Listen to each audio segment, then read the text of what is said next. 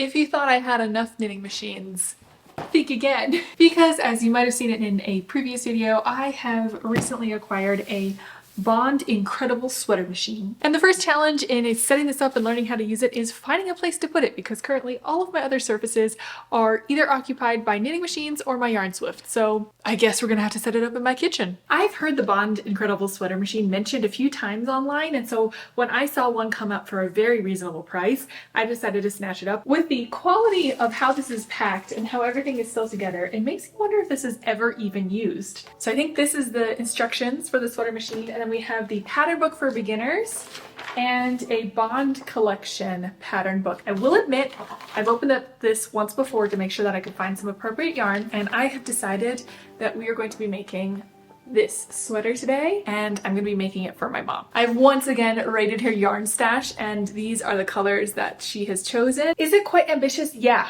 It's a Fair Isle sweater pattern, and this is a very basic machine, so I don't know how far we're gonna get. Yes! Oh, I didn't see this. Oh my gosh, I wish. Oh, a VHS. I wish I still had some sort of VHS player. I feel like I want to get a VHS player too so I can play this video. When you start liking machinery and equipment, your space runs out very quickly. What am I doing now?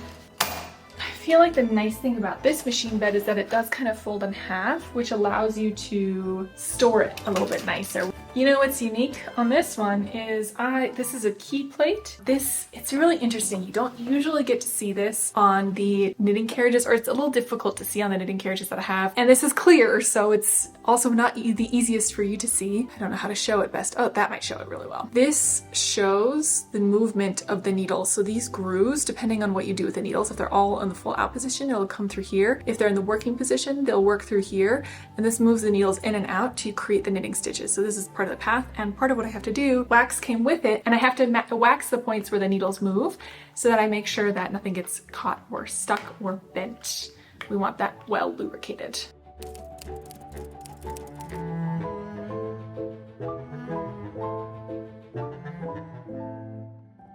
Okay, this is gonna be the first stroke with my new machine. Let's go.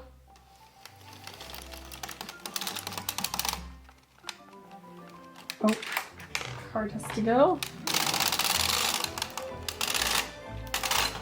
Basically, all of the stitches knit except for this one, which we can fix in a jiffy.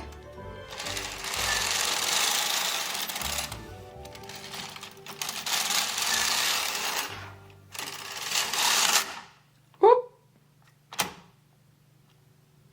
Whoops. I popped that off.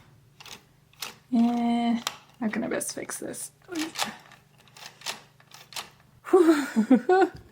I won't lie, I'm kind of sweating, but we fixed it, thank goodness. Okay. Now that I'm thoroughly sweating because of the anxiety of accidentally messing up that one row, but I figured out how to fix it, I think it's time for me to learn the technique that is most important for our pattern and is the reason why I want to do this pattern. We are knitting some beautiful plain stockinette fabric. We don't have any color changing equipment. We don't have any punch cards like my other machines that do Fair Isle or color work. We don't have a ribber, even though this pattern that I'm going to knit also has ribbing. So how are we going to do all of this, especially the Fair Isle color work? I'm sorry, I'm breathing heavily because I'm this excited. It's very exciting to me because it opens up so many more other possibilities with my other knitting machines, and I always wondered how people did it without the punch card. It's a lot more manual, but it's also a lot faster than doing it by hand. I'm going to follow the pattern right here, and I'm going to put any ones that are marked with an X into the out of work position, which is all the way forward. 1, 2, 1, 2. So these up in the front. Now I'm going to move my carriage across. So I'm going to knit this row, and what you'll notice is the needles that are sticking forward are not going to move at all, or at least they shouldn't move if this is going to work. This is my first time trying it, so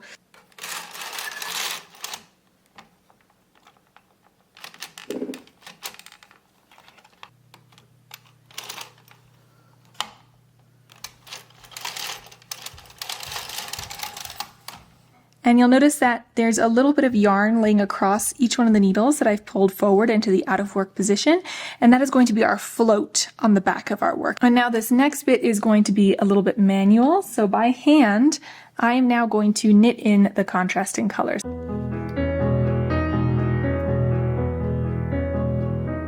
So there are my stitches. We've got the floats here, and I'm manually controlling the float of this contrasting color in the back, and this is so cool. I'm gonna keep on working on this sample color work pattern until I feel confident about it, and then we'll take it off the machine and take a look at what that looks like. The other thing is that I didn't talk about is, yes, my other knitting machines have the punch cards with patterns that does it automatically, but they're only 24 stitches wide.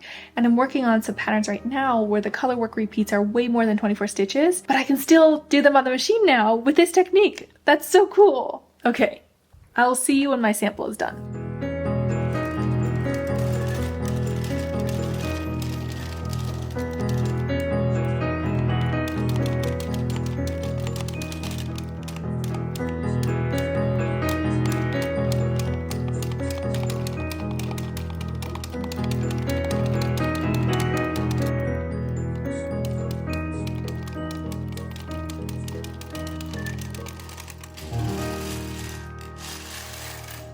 Now, I won't lie, as I've been working through this color work pattern on my knitting machine completely manually, there have been a few moments where I have really missed the color punch card on my other knitting machines. These punch cards that come with my bulky brother knitting machine are basically the brains of the operation that translate these holes punched into the card into the color work pattern that shows up in my knitting. And I love looking at these and using these because they are basically the exact same as the punch cards used by very, very early computers, which in their turn were based on the punch card used by jacquard looms. Technology and fiber crafts are all so intertwined, which is why I'm really excited to talk about today's sponsor, Brilliant. Brilliant is the place to learn by doing. With thousands of interactive lessons in programming, math, data analysis, and so much more. What I really like about it is that it's not just sitting back and passively listening to lectures, but you are diving right in,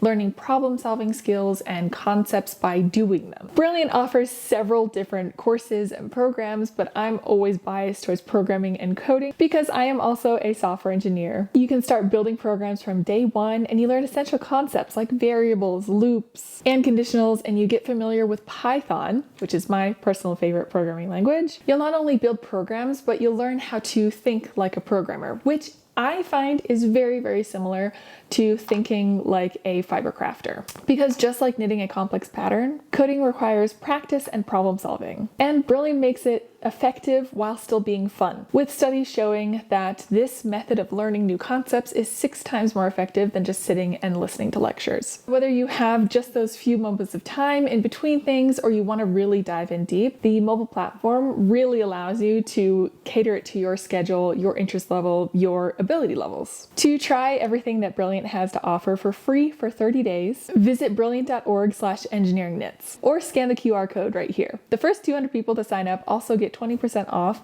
a premium annual subscription. Thank you again so much to Brilliant for sponsoring today's video and making videos like this possible. As always, I'm very, very thankful. Let's go back to my much more manual process of colorwork knitting on my incredible Bond sweater machine. I'm very, very happy with how that first test turned out for both a gauge swatch and the colorwork pattern. I think it went wonderfully. So now I'm going to go straight to trying to knit the sweater. The pattern, which is super cute, is marked as 2 sheeps of difficulty. 1 sheep difficulty is the easiest and 3 is the most difficult. So this is kind of, I guess, a medium difficulty, although I don't know, it kind of feels a little tough. You start with the back. I guess I'm just gonna follow exactly what the instructions say for a size medium. It has quite a bit of positive ease, so it should be nice and baggy, which is exactly what my mom wants. The only interesting difference is I don't start with the ribbing. I'm knitting the back from the bottom up, but I do the entire bottom and then I do the ribbing at the end, which is very unusual, but I guess let me go ahead and start. Now there's 2 things that I'm going to do. The first, I'm probably going to have to photocopy the pattern a little bit so I can mark it up because I don't have a row counter. I don't have a lot of things. So just to help me and not get too confused, I think I'm going to make some photocopies of this or copy it out my own way so I can follow it a little bit easier.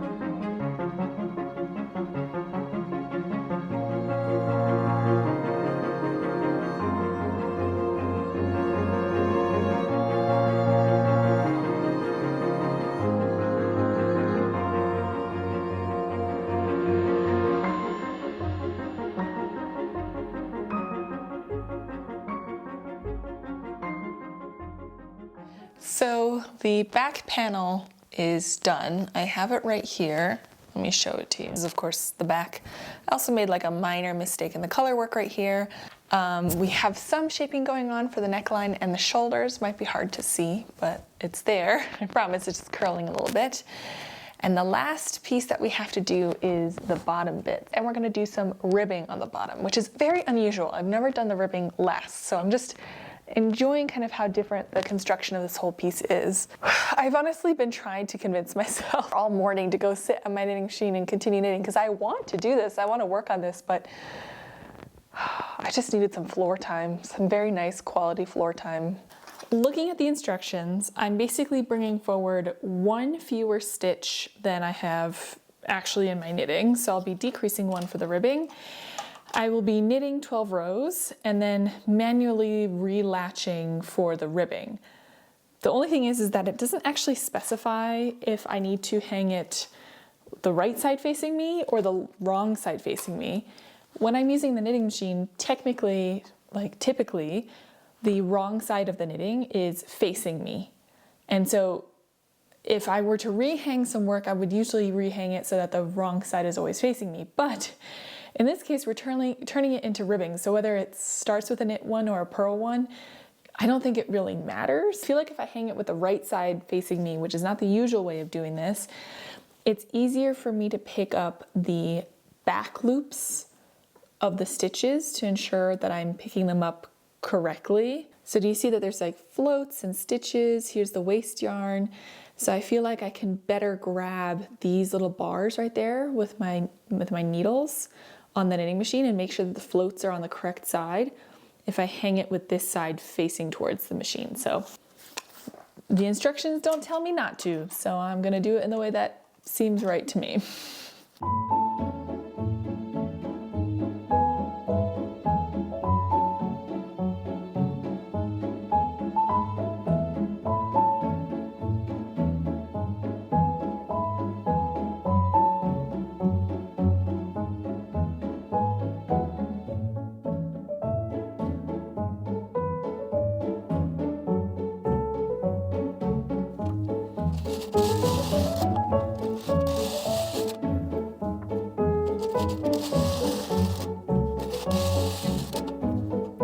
Okay, 8 rows are done. That took me a little longer again than I thought it would, but we got there. Now what I'm gonna do is take every other stitch and unravel it down to the bottom and relatch it up the other way around. I'm gonna go ahead and take that stitch off of the needle, unravel down.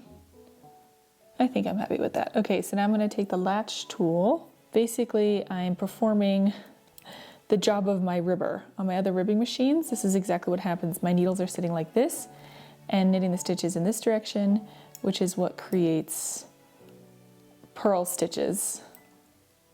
On the other side, okay, whoop, like that. And we have our first ribbed bit. So now I just have to do that all the way across.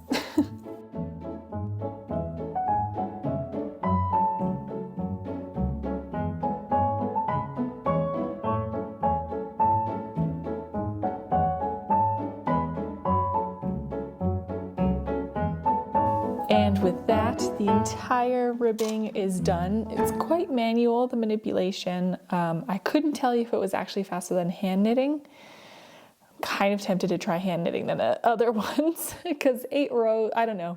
It just seems like a lot of work. But now it's time for the bind off, and I'm doing a different bind off than I've ever done before, which is called a back stitch bind off. It's supposed to look very nice and be very stretchy, and it's done with 3 times the length here of the yarn, and you do it with a darning needle. So let's bind this off and then we'll see the first piece officially finished off of the knitting machine.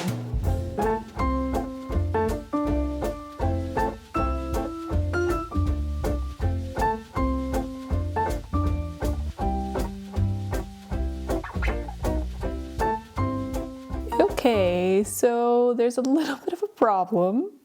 Do you see that? I accidentally created the ribbing with the floats on the wrong side. Oh, actually, I was just gonna say, I don't know how to fix this, but here's a thought. I'm gonna take some more green yarn and I am going to duplicate stitch where the green yarn is on the appropriate side of the work and then cut away this, leaving a long enough tail to weave anything in so nothing runs. I think that'll work. I was about to say I was stumped, but that's kind of the beauty of knitting. I feel like no matter how wrong you go, sometimes you have to undo a lot of work. And if it were the case that I have to undo all of the ribbing that I've done so far, then so be it. But I'm gonna try this because it allows you to think outside the box a little bit and try some different ways. So let me duplicate stitch and then remove where I went wrong. Typical, but so far, I really like it. I like it so much. I want to make a matching one in a different set of colors for myself, but not with this machine again, because the amount of concentration and manual work involved was significant to do Fair Isle. I still have the back and 2 sleeves to go, so I've only done 1 piece and I still have 3 to go, and I'm tired.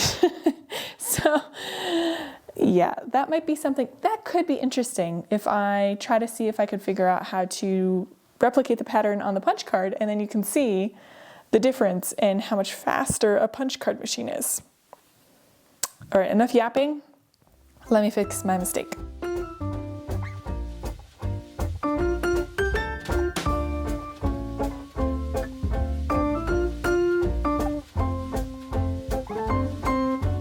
Okay, that took a bit of time.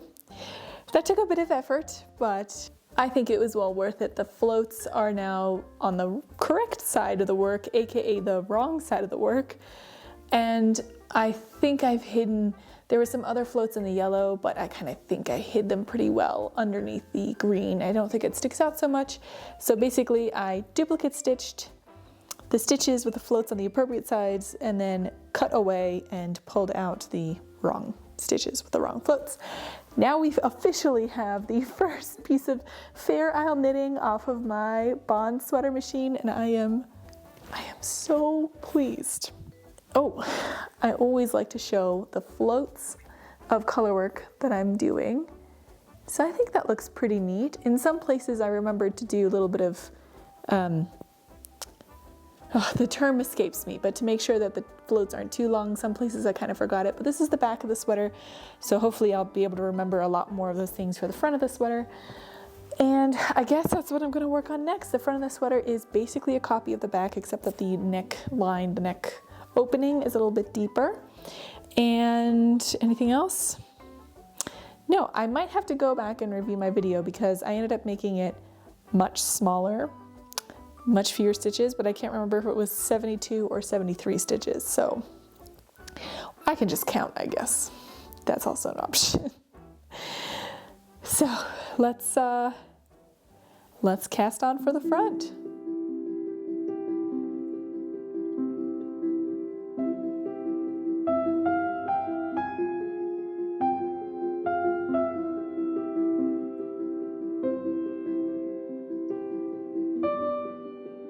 So we are currently on the front bit. There's no ribbing yet, and I finished up to here, these 3 repeats. So this is what I've done to right there, and that's what I have left. I think I've been at it for probably about half an hour, maybe a little bit more. So I'm making better progress than I was on the back. There's a lot of things that I'm understanding a little bit better about the machine, especially when you're doing Fair Isle work. It doesn't have like the sinker mechanism. I don't know how to describe it better, but it's the thing that forces the yarn into the correct position so it's not skipping stitches. Doesn't work so well when there's big spaces between stitches that are being knit, if that makes sense. So I'm being a little bit more careful about it, and I'm helping the yarn out a little bit more, which means that I have to go back and fix things less, so things are going faster. But knitting this way is very mentally draining for me because I have to keep track of the pattern so much. If I'm going to rank how mentally draining or recharging different forms of knitting are. Let's say like this level is neutral, like it's neither draining nor recharging. Knitting by hand, a well-written pattern that is relaxing and fun is down here. Super recharging, not draining at all. I'm super happy doing it. Knitting on my standard knitting machines with punch cards where things are going well, but I still have to do shaping and things, is here. I wouldn't call it recharging. I still find knitting at my other knitting machines draining, but slightly. I could sit at those for hours, and I have. Knitting my Regency lace was like here in terms of draining. Doing this pattern is like, it's up there. It's not that the frustration is high, at least not now, because like I said, I've learned a lot, so it's not being as difficult, but it is very, there is not a point where I can zone out and just let it flow. Like I'm not finding that there's a flow state to this at all. So it's very mentally taxing for me. So I'm having to work this in much smaller chunks than I'm used to, either machine or hand knitting, anything. I can only really do about a half an hour at a time before I get so tired that I start really making mistakes. So I have to stop myself at about every 30 to 45 minute chunks. For me personally, it's fascinating and I'm glad that I'm learning it, but it's not something that I would voluntarily do again on this machine. But it is really nice for making plain stockinette things and shaping things and learning the basic mechanisms of how a knitting machine works. So something to consider, and I don't think an answer on is this maybe a good introductory knitting machine for someone who wants to see if they're interested in knitting machines. I think I have to try out the LK150 first, to be 100% honest, so that I can give a little bit of a comparison and let you know what the benefits might be of either. Okay, I'm gonna go take a break and then we'll be back with some more time-lapse videos of chugging along on this front piece. I might try to give you a view from the other side of the knitting so you can see the pattern come through rather than just the floats on the back, but we'll see. I don't know if I can if I can set it up basically so that you can see it, but I'm gonna try.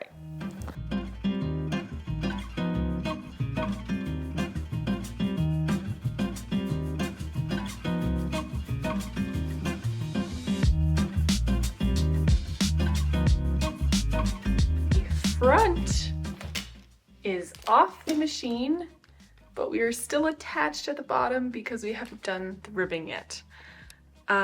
Before I do that, I did make a bit of a mistake last night. Can you see? This should be white rather than yellow, and we only have two rows of spacing between these rather than the 4 down there. I made that same error. I did it intentionally on the other side so that it matches a little bit better, so I think that's fine, but I will fix the wrong color because that's not so bad. It's basically like what I did with the ribbing on another piece with the floats.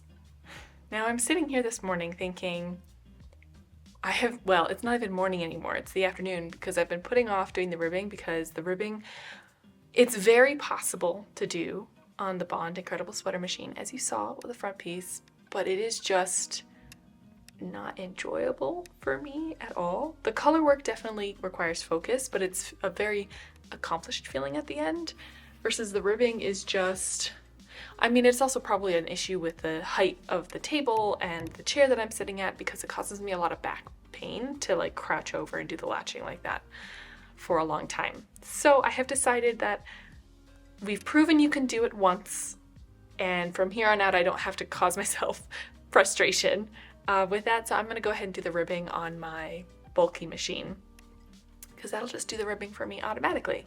If I didn't have the bulky machine, what I would probably do instead is knit the ribbing by hand because it's really not that many rows. I think it's the bottom of the sweater is only 8 rows of ribbing, which is really not so bad. Should I probably do a tension swatch to see how tight and or loose I need to be working my bulky machine to have the ribbing match? Yeah. Am I going to? With how much I've already procrastinated this, I'd rather re-knit the ribbing again on the bulky machine, then make a tension swatch. And you'll next see this piece with the ribbing done at the bottom. And the ribbing is complete. That took me like less than 20 minutes from start to finish, and the longest part, to be honest, was doing the cast off method, which is a really nice cast off method. It's very, very stretchy without being super warped when the ribbing is relaxed. So the next thing that I think that I want to do is to work on the sleeves, the arms, the sleeves. What I think I'm gonna do is I'm actually going to baste the shoulders and the sides together and have my mom do a test fit for me to see how she likes it, whether she wants the armholes to be lower or if that placement of the armholes are good or not. And then I might have to adjust the sleeve sizing to fit that as well. Oh my gosh, the umbrella is blowing away outside. Oh my goodness. Crisis averted. A sudden windstorm just came through. Everything's fine. I just almost flew away Mary Poppins style, but we're all good. The fitting with my mom went really well, and we actually came to a surprising conclusion, and that is she doesn't want this made into a full sweater with sleeves. That tongue twister will never get easier for me. But she instead wants this made into a vest. So what we're going to do is basically just add 3 bits of ribbing, 1 for the neckline, 1 for each armhole. So 3 more bits of ribbing. We kind of had a question of what color to make the ribbing. In the original pattern, the top would be the green. We're not 100% sure, so I'm going to do it in stages and try it on and see what she prefers best. How we put this together is that you sew one shoulder together, like I have here, and then you hang all of this between the shoulders back onto the machine, and you knit the ribbing this way. I'm going to meet you at my bulky machine if it fits. So let's see if it fits first. Welcome again to my beautiful bulky machine. I have enough needles across this bed to make something approximately 110 stitches wide, maybe like 112, and the neckline only needs 85. So we're gonna be able to do it.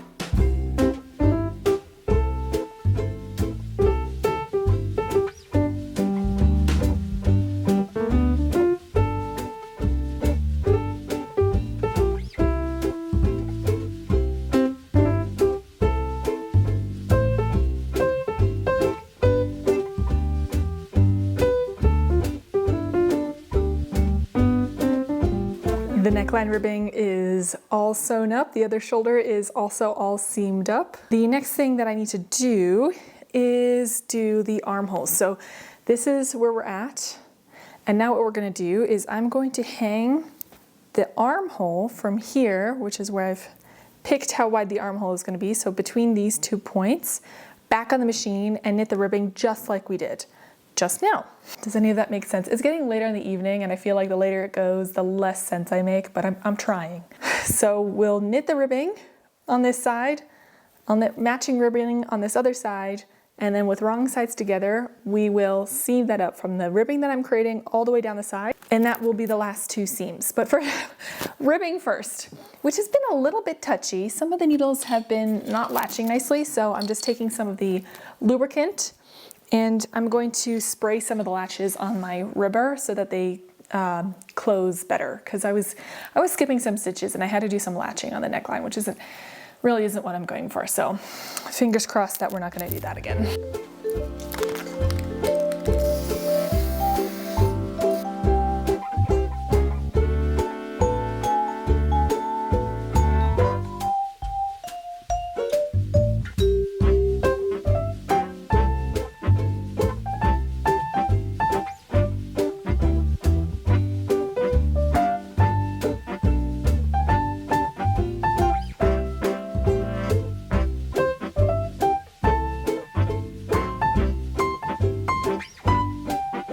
I've now finished all of the ribbing on the vest, and all that needs to be done is we fold it along the shoulder. We have to seam up each side, like I mentioned before.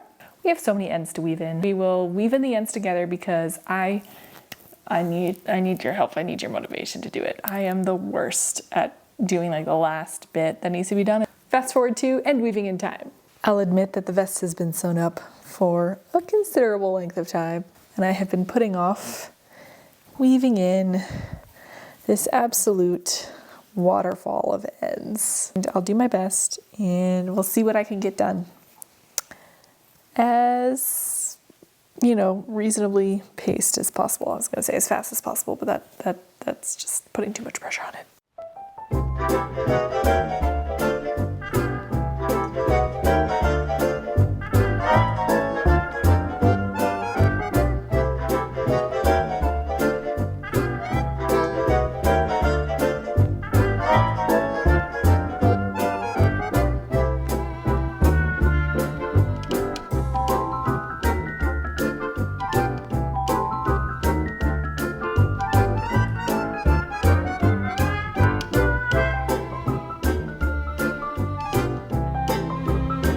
Once I got this vest turned the right way around, it fits so wonderfully with this white shirt underneath it.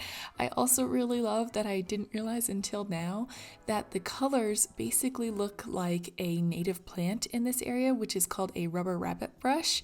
And I really like how well they complement each other. The reason I'm constantly smelling it is that when the flowers bloom, it smells like really, really delicious honey. Overall, I'm quite happy with how this turned out. It was originally supposed to be a sweater with sleeves and a Norwegian kind of style sweater, so it doesn't have any arm size shaping, or armhole shaping. So the vest at the arms and underarms is a little bit bulky, but I still think the fit is quite nice and my mom is very happy with it. If you enjoy videos like this, please feel free to like or subscribe. I'm considering making my version of the sweater using my bulky machine and creating a punch card for this so you can see what it looks like to work on a punch card machine to do color work rather than doing it all manually. Let me know what you think, and I'll see you again very, very soon. Bye!